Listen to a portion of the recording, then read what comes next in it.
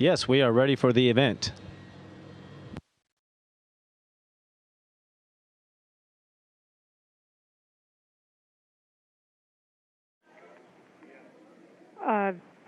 This is Dania Segrist at Junction Middle School.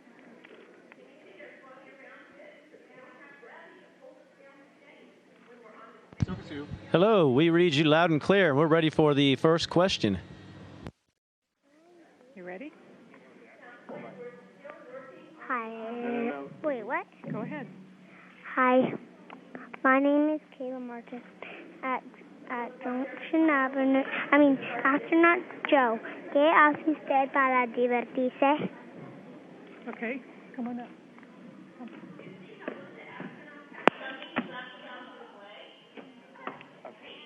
I'm in the speaker. Okay. They're talking back. Oh, okay, yeah, that's right. Pues solamente viviendo aquí en el espacio es divertido. Y como vivimos en microgravedad, podemos flotar y también tenemos una ventana grande donde podemos ver la Tierra y esa vista es bonita. También tenemos computadoras donde podemos ver películas y también un teléfono y podemos llamar familia y amigos. Thank you. Just say thank you. Thank you.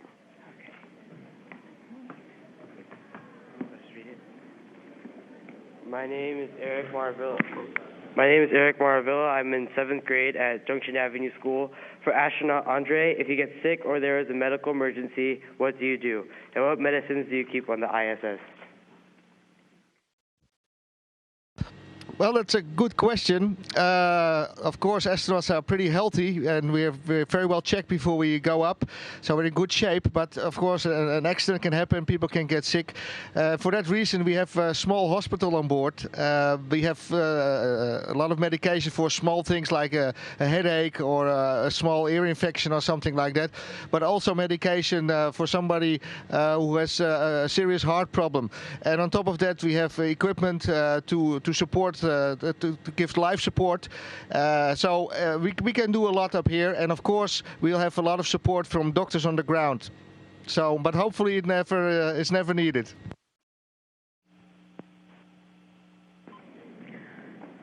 My name is Mackenzie Wallace. I'm a 6th grade student at Junction Avenue K School for astronaut Dawn. How does all the time you spend on your career and at the space station impact your home life? Well, no matter what you do for a living, your family gets pulled along with your career. So your family shares your career, and that happens if you're an astronaut as well. And so my family gets to see what it's like when I go through training. They get to see when I go on travel, and they get to come with me on occasion. And so we all share the experience like you do with any other family experience. So your family gets to hear and feel what it's like from their perspective.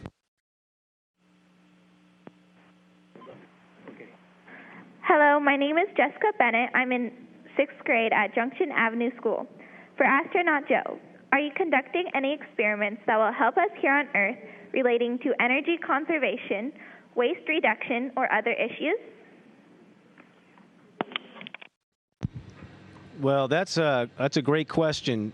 Just living on the space station, we're doing a little bit of all of that. We have solar arrays, so we're using power from the sun. All of our water we recycle, so it might not sound too good, but what we might urinate today, we'll be drinking shortly. So we're doing that, and we try to minimize any of the waste that we have on board. So we're doing a little bit of that every day, just living on the space station. Wait, hold up. Okay, and go. Hi, my name is Janelle Holm. I'm an 8th grade student at Junction Avenue School. For astronaut Andre, what type of plants are you trying to grow on the ISS, and what are the challenges of hydroponics in space? Well, I hand this question over to the specialist on that. Hi, I'm Don, and currently I'm growing broccoli, sunflower, and zucchini.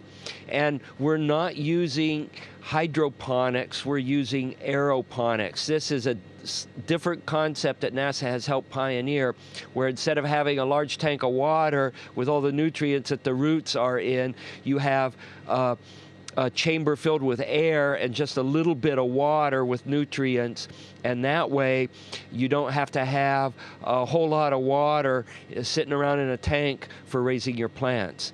And what I'm finding is spacecraft are designed for animals like human beings, and plants have a hard time living in that environment. If our spacecraft were designed by plants, I think us human beings would have a hard time living in that kind of spacecraft.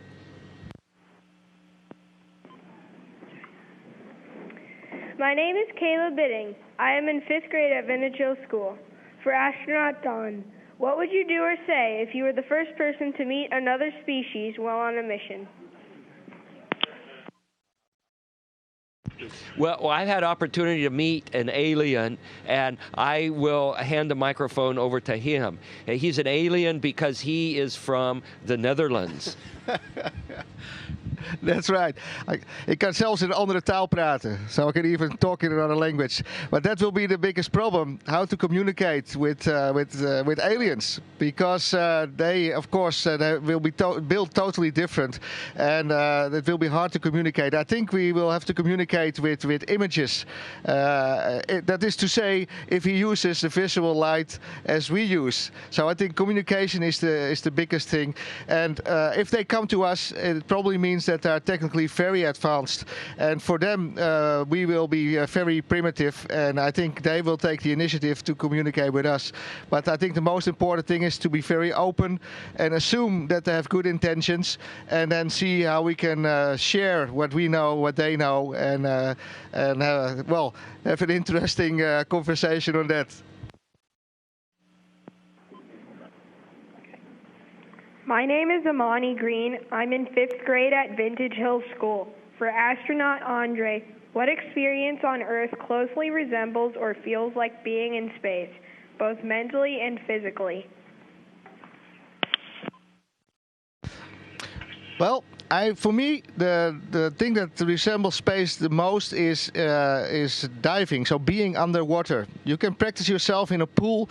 Just go underwater, don't move, just hang there, so you don't feel anything, not on your feet, your hands, and that resembles it a bit. So the floating underwater is something that resembles it, but that's also the risk. If you come into space, you have the tendency to try to swim. So you have to be careful with your legs, because you might kick off things from the walls and things like that. So, well, being underwater, floating still, that if you do that, then it comes a bit close. And mentally, well, I would say go to an IMAX theater. And they're fantastic movies that make you almost feel that you're there. This is really, really close. My name is Stacy Robles. I'm in 3rd grade at Junction Avenue School. Why does it take 2 days to travel the 242 miles to the International Space Station? That's a very good question, and a very complicated question. You would think that since we're traveling at 5 miles per second, we could get to the space station in about a minute. But it's a little bit more complicated. It depends on when you launch and where you launch from. And when we first get to space, we're at a different height, a different altitude than the space station. And so we're going at different relative speeds. So it takes us time to go around the Earth to catch up. But there are ways that we can get here sooner, and I wouldn't be surprised that if in the future, instead of taking 2 days for us to get here, we may change when we launch and how we use our engines to reach the space station, and maybe get here in 7 or 8 hours. Great question.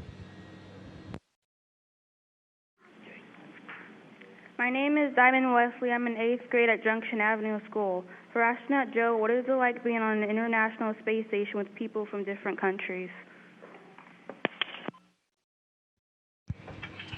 It's pretty cool. As you can see, we have Andre here, who was giving me a good lesson on where he's from today. So it's really exciting. You learn about different cultures. We also have Russians on board. When Don and Andre go home, Aki Hoshide will be coming up, and he's a Japanese astronaut. So I'm having a chance to live with a bunch of different people with different cultures. It's cool. We're speaking different languages. So it's really neat. It's kind of like being on Earth, and we have this representation of different groups, but all here in the space station. So it's a great experience. My name is Denise Toscano. I'm an 8th grader at Junction Avenue School for Astronaut Dawn. How does involvement from the private sector impact the daily operations on the International Space Station?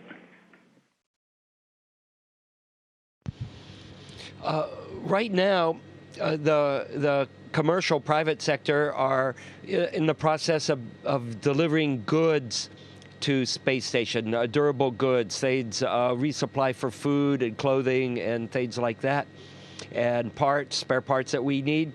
And it's just started with the SpaceX Dragon vehicle, which we sent back to Earth just last week. So it's just starting to happen, and we'll get a ringside seat both up here and on Earth to see what comes from all of this. My name is Tina Fay, and I'm an 8th grade student at Junction Avenue K-8 School.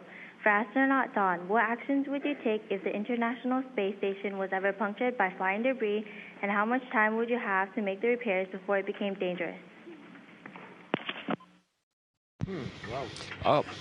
We practice emergencies on space station just so we'd be prepared for things like that.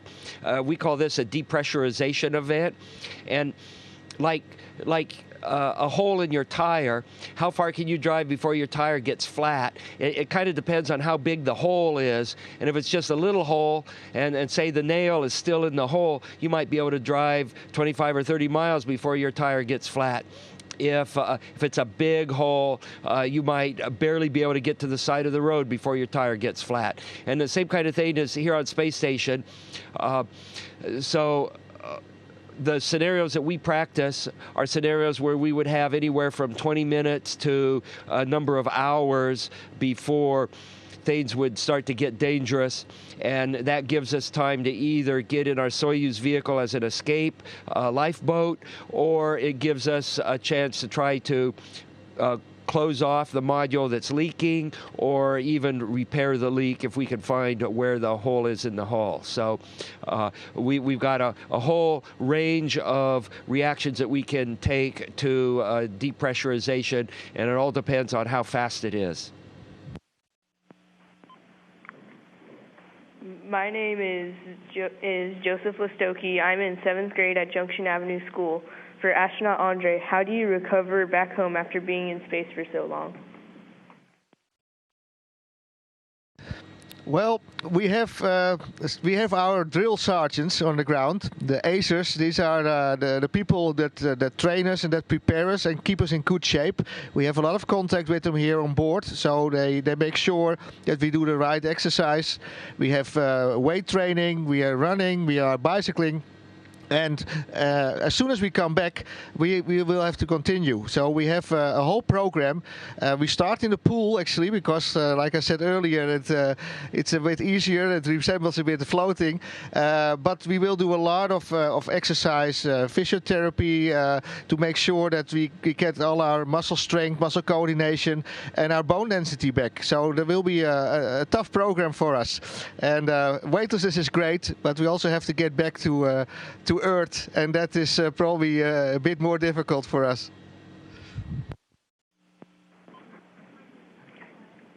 My name is Jimmy Leon. I'm in 5th grade at Junction Avenue School. Astronaut Joe, cuando necesitan ayuda y no saben qué hacer, ¿qué hacen? ¿A quién llaman?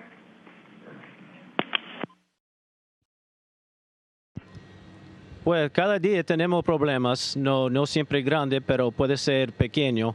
Y como yo tengo solamente 3 semanas ahora aquí, si yo tengo un problema, yo puedo hablar o preguntar a Andre o Don qué yo puedo hacer. Pero si tenemos un problema más grande, tenemos un equipo muy grande en la Tierra, en Mission Control, y puede ser en Houston o en Moscow y podemos hablar con ellos y ellos nos pueden ayudar.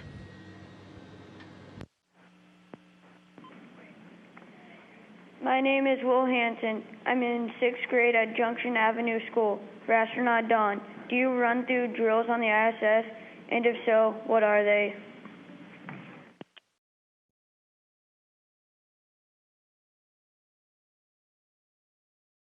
Yeah, could you repeat the question? It was broken up just a little bit by the time it got sent up here via radio.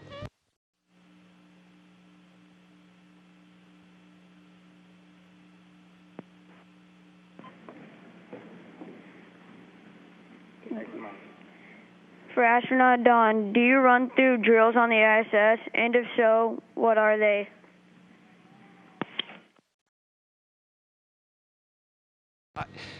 Yes, now I understand the question. We do have drills. We have two kinds of drills on Space Station. We have drills that we do for emergency, and then we have a drill driver that we use with tools for drilling holes and driving screws and nuts and bolts.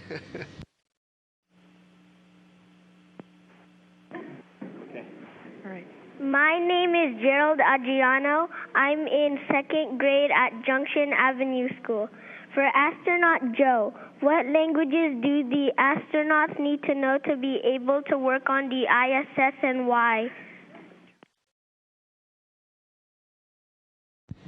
Well, the primary language on the International Space Station is English, so we all have to be able to speak English.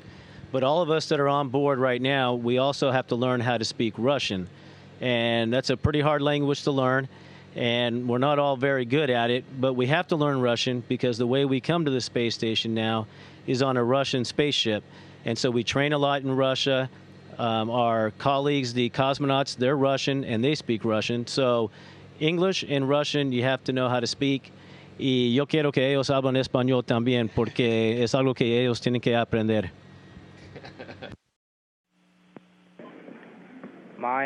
My name is Romano Tulagan. I'm in 8th grade at Junction Avenue School.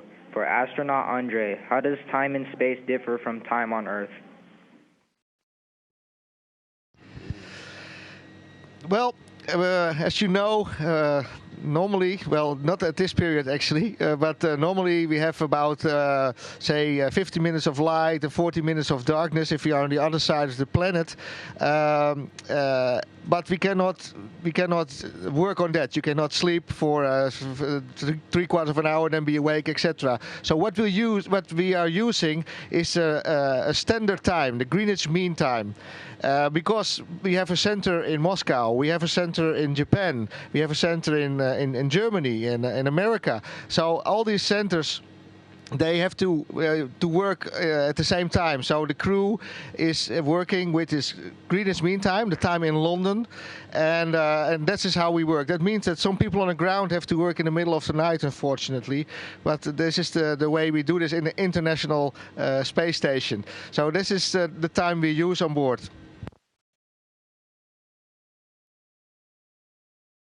Blasco, and I'm an 8th grader at Junction Avenue School. For Astronaut Andre, out of everything that you've experienced on the International Space Station, what experience is the most memorable?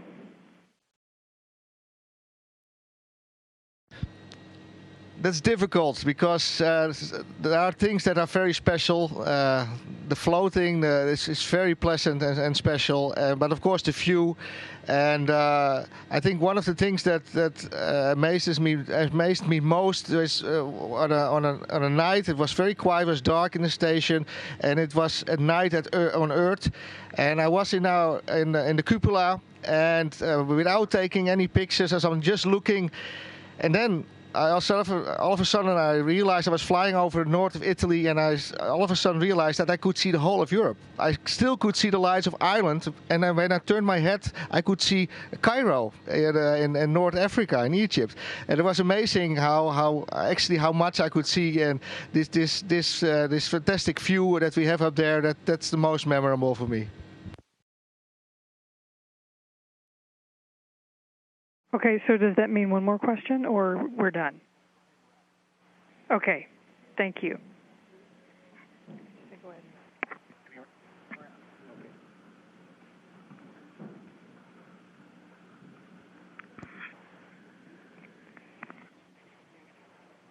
Hello? If there are no more questions, it was very pleasant to talk with you all there. And thank you so much for this opportunity to talk with you.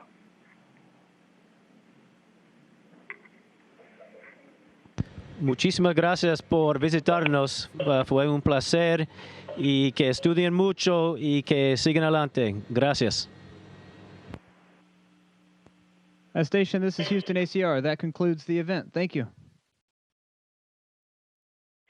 Thank you, Junction Avenue School. Station, please stand by while we reconfigure video and audio comm.